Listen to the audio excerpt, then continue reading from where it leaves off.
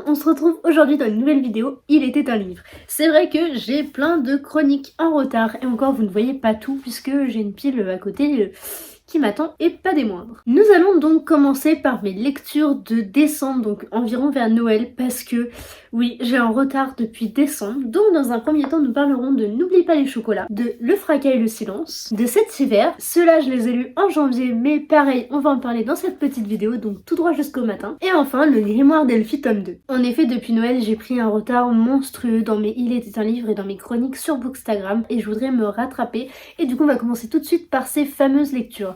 Après, nous entendons bien, ces quelques-unes sont des lectures de Noël, mais on n'est pas obligé de lire un livre de Noël à Noël. On peut le lire en août, donc je me suis dit, ça serait pas trop gênant de vous en parler maintenant, je pense que ça pourrait vous intéresser, on ne sait jamais. Et puis sinon, pourquoi pas pour l'année prochaine, de toute façon je pense que je vous en reparlerai à ce moment-là. Mais donc, commençons par N'oublie pas le chocolat, donc de Tamara Baliana, édité chez Hugo Poche. Donc dans cette histoire, on va suivre Davy, une jeune femme qui déteste Noël. Elle n'aime pas ça, vous savez vraiment, c'est comme le cliché, sauf que d'habitude c'est les hommes qui n'aiment pas Noël, mais cette fois-ci c'est elle, donc c'est la femme, et ça change carrément, et ça c'est déjà un très bon point. Donc du coup, cette jeune Davy n'aime pas Noël, elle en a marre, qu'elle comprend pas pourquoi tout le monde est omnibulé par cette période, pourquoi tout le monde chante, danse, s'offre des cadeaux et des chocolats, etc. Elle ne comprend pas pourquoi il se passe tout ça à Noël alors qu'en fait c'est juste un jour plus ou moins comme les autres. A contrario, nous avons Gabriel, un jeune homme qui est directeur d'un magasin de jouets et qui est fou de Noël. Il adore ça, il regarde les films de Noël, il porte des pulls kitsch, il fait ça avec sa famille, etc. Et du coup c'est vraiment le contraire de Davy. Davy va perdre son emploi quelques semaines avant le réveillon, mais c'est souvent une période assez compliquée, assez rude, et du coup Davy va devoir trouver un nouveau boulot. Ils sont donc en Alsace. Autre bon point. Et sa meilleure amie, à Davy, va lui dire écoute, là il y a un poste à promouvoir dans le magasin de jouets, vas-y postule, c'est pas grave, t'aimes pas, mais tu trouveras un autre emploi plus tard. Et du coup elle va postuler un petit peu à contre-cœur, etc. Et elle va rencontrer Gabriel. Je vous préviens tout de suite, c'est une comédie romantique, donc attendez-vous quand même à une fin très heureuse. Voilà, je préfère vous prévenir parce qu'il y en a qui vont pas forcément aimer ce côté un peu cucu romantique et en plus avec Noël. Mais en tout cas, pour moi, ce fut un véritable coup de cœur. J'ai vraiment adoré. C'est un livre mais tellement parfait pour cette saison. Et même là maintenant, si je me dis j'ai envie de lire un livre de Noël, je le ferai et je pense que... pourquoi pas le relire un de ces jours, mais j'ai tellement aimé l'ambiance et tout ce qu'il y avait autour en fait, enfin c'était vraiment incroyable quoi. Déjà j'adore Noël, donc forcément voilà, premier bon point. Ensuite ça se passe en Alsace et j'adore l'Alsace, j'y ai été 2 fois et à la période de Noël en plus, donc c'est vrai que ça m'a rappelé beaucoup de souvenirs, c'est... waouh, c'était beau, je sais pas, j'ai adoré en fait cette sensation de me retrouver à un endroit que je connaissais. Ensuite, le fait que le cliché soit inversé, que ce soit l'homme et non la femme qui aime Noël et qui adore ça, ça c'est carrément trop bien. Enfin, ça change justement tous ces clichés et ça renverse un petit peu nos idéaux, donc ça j'ai aussi adoré. Et le titre prend tout son sens dans le roman et notamment parce que Davy adore les chocolats, elle en fait énormément et elle en offre un petit peu à certaines personnes, notamment ses collègues, pour faire bonne impression au début, etc. Et c'est devenu une petite routine. Et au fil du temps, voilà, les chocolats vont grandir et bref, vous verrez ça quand vous le lirez, je l'espère. Mais en tout cas, c'est vrai que ce livre est vraiment parfait pour la saison, du coup de décembre notamment. Oh, on peut commencer même en novembre, ou finir en janvier, peu importe, ou même le lire en août, pourquoi pas. Il fait 362 pages, donc c'est vrai que c'est un petit livre. En plus en poche, ça se lit relativement vite. Je vais pas vous le cacher, je crois que je l'ai lu en 2-3 jours. C'était pendant les vacances, certes, mais il se lit tellement vite, il est tellement bien, mais vraiment c'est palpitant. Tout au long, on est hypé, on suit le rythme, et en fait, vu que c'est Noël, on est rempli de la magie qu'il y a dans l'écriture de Tamara Baliana parce que vraiment, elle nous fait ressentir ses émotions, elle nous montre la magie de Noël, mais en même temps tout l'aspect grincheux de cette fameuse Davy que je pense que l'on peut voir ici. Voilà, c'est vrai qu'il y a beaucoup de choses que j'ai adorées, comme du coup l'ambiance, le fait que ce soit Noël, le fait que le cliché soit renversé, les chocolats, bref, tout était parfait dans cette lecture, je ne peux que vous la recommander. Ensuite, j'ai lu Le fracas et le silence de Corey Anderson, édité chez Pocket Jeunesse. Avant toute chose, je voudrais vous prévenir que ce roman de chez Pocket Jeunesse ne correspond absolument pas à tout ce que l'on peut connaître. Moi, ma collection est juste ici de Pocket Jeunesse et comme vous le savez, c'est eux qui ont édité Hunger Games, Assoiffé, The Mortal Instruments, La carte des confins, Inheritance Games, c'est quand même relativement jeunesse et young adulte, mais cette lecture est un peu plus young adulte adulte, c'est vraiment pas de jeunesse, c'est clairement, je vous le déconseille.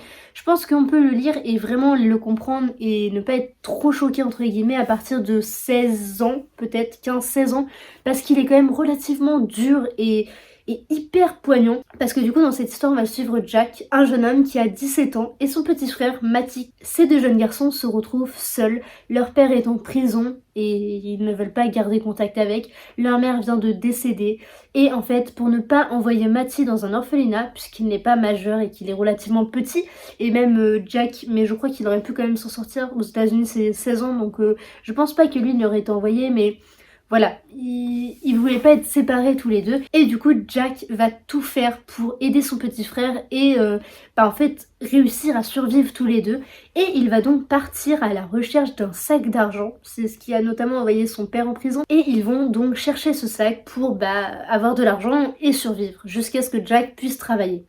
Mais du coup, vu que son père est en prison, il a le nom de son père et du coup, il a du mal à trouver un boulot à cause de son nom. Donc, vous voyez un petit peu la difficulté de toute l'histoire. On suit aussi Ava Bardem, du coup, qui a le même âge que Jack.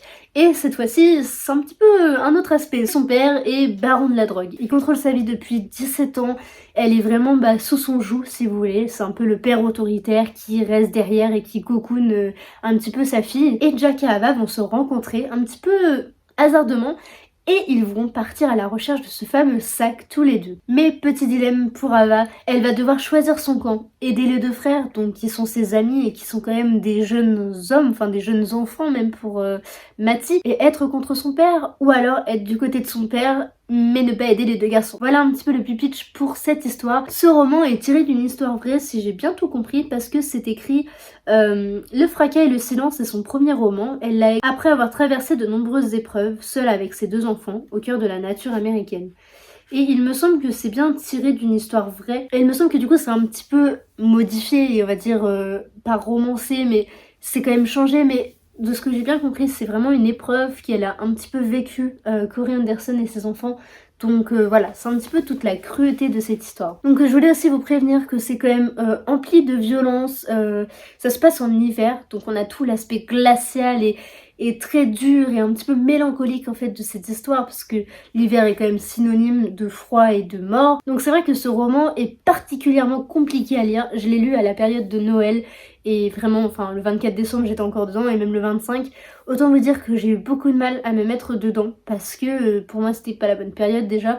Et en plus, lire un roman parlant d'hiver mais aussi glacial et aussi horrible soit-il, que lire ça à Noël, vraiment je ne vous recommande pas, clairement. Mais voilà, c'est vrai que ce livre est très bien, il est très beau, il est bien écrit. Il y a un truc que j'ai adoré, c'est le fait que ça fasse comme un compte à rebours. Alors je sais pas si je vais réussir à vous le montrer, mais en gros là, donc on a par exemple c'est le chapitre 2, on suit normalement, et à partir du chapitre 33 en fait on revient en arrière. Donc là par exemple vous avez le chapitre 32, donc après 33, et ça revient, vous allez peut-être rien voir à la caméra, et ça revient à 32. Donc en fait c'est comme une boucle qui se ferme, enfin c'est très très bien fait, j'aime beaucoup comment ça a été présenté de ce point de vue là, que ça fasse comme une boucle qui se ferme. J'ai vraiment beaucoup apprécié ce côté là, et le fait que ça fasse un compte à rebours.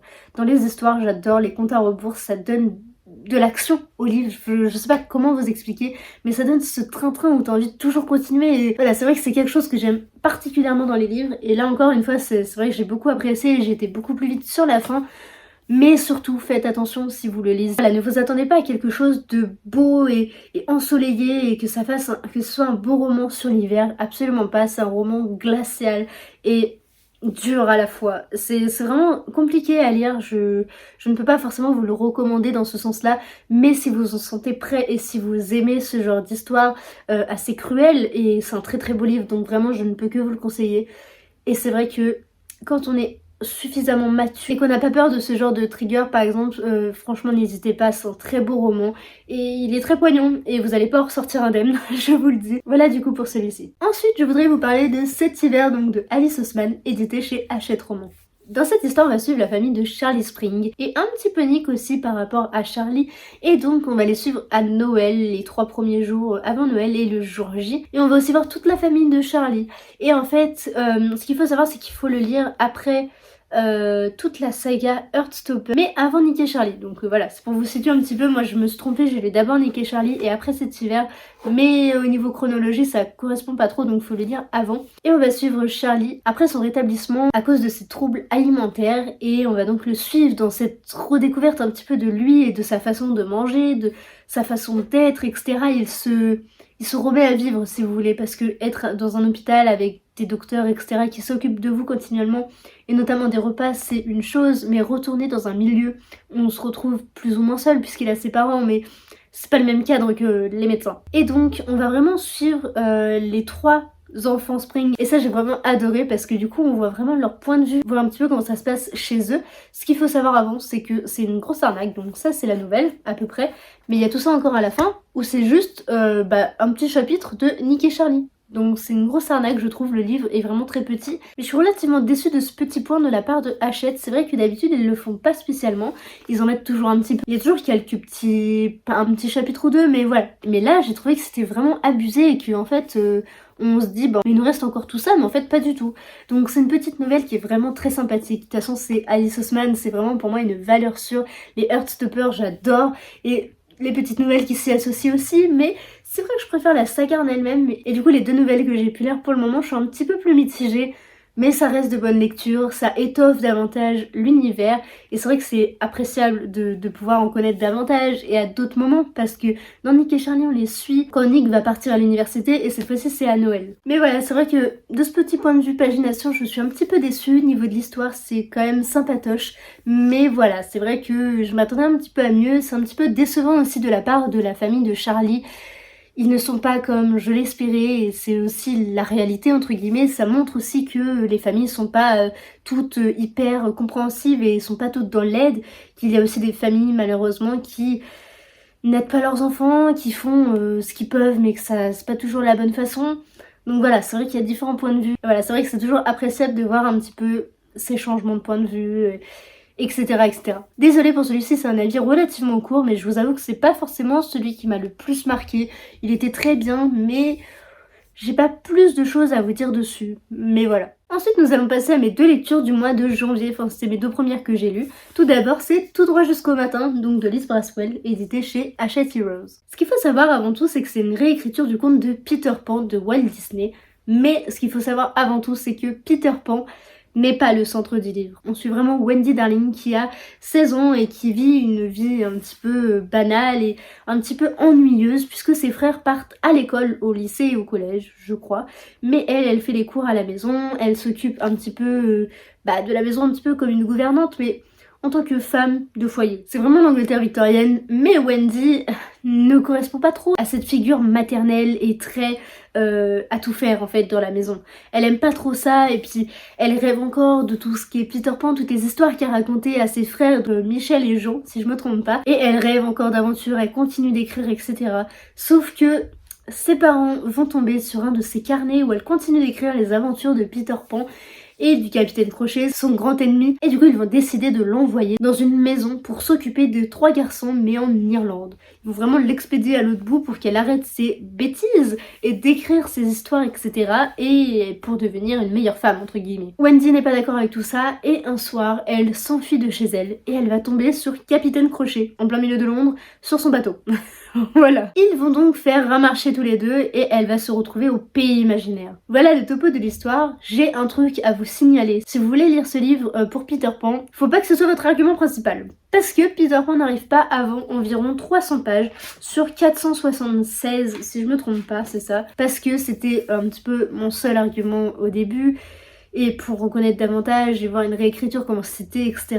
Par rapport à Peter Pan. Autant vous dire qu'il arrive à la toute fin et que même son personnage, je l'ai trouvé très moyennement bien fait. Enfin, en fait, il correspond relativement bien au Disney, mais ce n'est pas l'image que j'avais gardée de Peter Pan.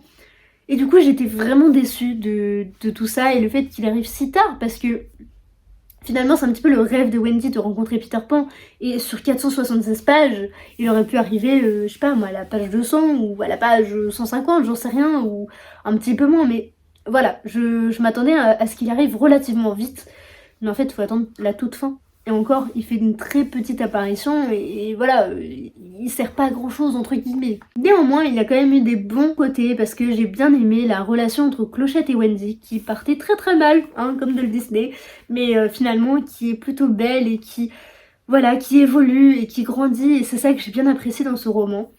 Mais côté de la plume de l'auteur, je suis vraiment mitigée parce que c'est bien écrit, c'est sympatoche, mais il y a quand même des trucs que je suis un peu mitigée. Il y a un petit moment aussi, ça m'a un peu fait flipper, ça avait pas trop de sens, mais voilà, il y a quelques trucs qui n'avaient vraiment pas de sens. Pour la taille de ce roman, je suis relativement déçue et je ne peux pas forcément vous le recommander si vous êtes comme moi et que vous voulez juste voir Peter Pan, hein, finalement, parce que moi je l'ai relativement lu que pour ça. J'aime beaucoup Wendy, mais voilà, c'est pas forcément mon personnage préféré. Moi c'était vraiment Peter Pan qui m'intéressait, et au final, il apparaît pas, quasiment pas. C'est relativement décevant, et voilà. Je peux pas forcément vous le recommander, il y a beaucoup de points négatifs, il y en a quelques-uns qui sont positifs, mais voilà, disons qu'il faut vraiment vouloir le lire, hein. Si vous voulez mon avis un peu plus détaillé et un peu plus frais, vous allez bientôt avoir la chronique sur Instagram, donc n'hésitez pas à aller checker ça si vous voulez plus d'infos, parce que là je vous le fais quand même relativement tard par rapport à ma lecture, mais c'est vraiment ce que j'en ai retenu, donc finalement, de faire mes avis tard, c'est plutôt une bonne chose parce que ça montre ce que j'en retiens et ce que j'en ai vraiment ressenti. Et celui-ci, c'est pas que du positif, hein. Enfin, nous arrivons à la fin et on va terminer en beauté avec un graphique que j'ai adoré. C'est donc le Grimoire d'Elphie tome 2, donc de Audrey Alouette, Arleston, je sais plus son nom, Christophe Arleston, je ne sais plus, et Mimi Ludwig. Donc je sais plus les prénoms d'auteur à part Audrey Alouette puisque c'est elle qui a écrit Magic Charlie qui est... Ah, il est juste au-dessus donc vous pouvez même pas le voir. C'est bien dommage, mais du coup cette BD est tout simplement magnifique. J'adore cette histoire, c'est vraiment incroyable de pouvoir suivre Elphie et ses deux sœurs, Louette et Magda, comme Louette, si je me trompe pas, c'est elle ou Magda, je ne sais plus, et Majeure, a rénové un bus anglais, donc à 2 étages, et elle en a fait une librairie ambulante. C'est génial, j'adore cette idée, rien que ça déjà, ça partait trop bien. En plus, Elphie est trop mignonne et donc on va suivre ces 3 sœurs qui partent à la découverte comme ça de nouvelles villes, de nouvelles contrées si vous voulez, dans leur bus librairie. Et Elphie a quelque chose en plus par rapport à ses sœurs. Leur mère lui a confié un de ses carnets d'écriture et quand elle écrit dedans, les choses prennent vie. Si vous voulez, par exemple, elle va faire des origamis et ça va prendre vie, comme on peut l'apercevoir juste ici. Donc je vais vous rapprocher la BD. Vous voyez déjà la couverture comme elle est sublime, enfin... C'est vrai que j'adore, mais vraiment beaucoup cette BD. Dommage par contre que les tomes ne sortent pas plus vite parce que entre la 1 et la 2 il y avait déjà énormément de temps. Et là avec la 3e il y aura encore pas mal de temps j'ai l'impression. Mais c'est toujours un plaisir de les retrouver. Elles sont trop petites par contre, vraiment j'aimerais bien plus. Mais en même temps je les attends tellement avec impatience donc c'est un pur bonheur. Les graphismes aussi sont sublimes. Donc comme vous pouvez le voir juste ici c'est coloré, c'est beau, c'est frais. Il n'y a pas beaucoup de texte, c'est vraiment adapté, c'est pile ce qu'il faut je trouve. Et le vocabulaire n'est pas trop compliqué parce que c'est quand même adapté aux enfants si vous posez la question, donc vraiment n'hésitez pas. Et voilà, je ne saurais que dire, mais à part qu'elle est vraiment incroyable et que vous pouvez y aller les yeux fermés, donc foncez. Voici donc pour mes lectures de décembre et un petit peu de janvier, donc forcément il n'y a pas tout, hein. Je vous en avais déjà chroniqué, donc voilà, pas de soucis. Mais en tout cas, c'était relativement des bonnes lectures, j'ai passé des bons moments et puis c'est le principal. Il y a forcément des livres qui ressortent un petit peu du lot, mais c'est le but aussi des lectures. N'hésitez pas à les lire, n'hésitez pas non plus à me dire si vous les avez lus, ce que vous en avez pensé, si je vous ai donné envie de les lire aussi, pourquoi pas. Ça pourrait être intéressant. Sur ce, je vais vous laisser, j'espère que cette vidéo vous aura plu, je vous fais des gros bisous et à très vite dans une prochaine vidéo. Bye!